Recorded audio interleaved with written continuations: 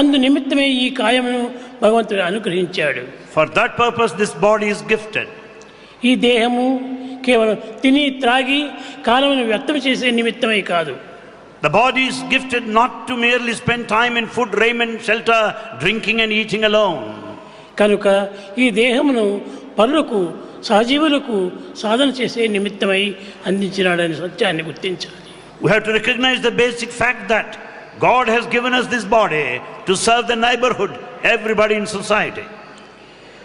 కనుకనే ప్రతి మానవుడు కూడా సేవలో పాల్గొనాలి. Hence everyone must participate in service. సేవ కంటే మించినటువంటి ఫలితం మరొకటి లేదు. There is no other thing that is greater than service. మహాపురుషులందరూ కూడాను సేవ ద్వారానే ధన్యులవుతూ వచ్చారు. All noble souls had their lives realized, redeemed, liberated through service only. కనుక సేవల్లో మీరు ప్రయత్నం చేయండి.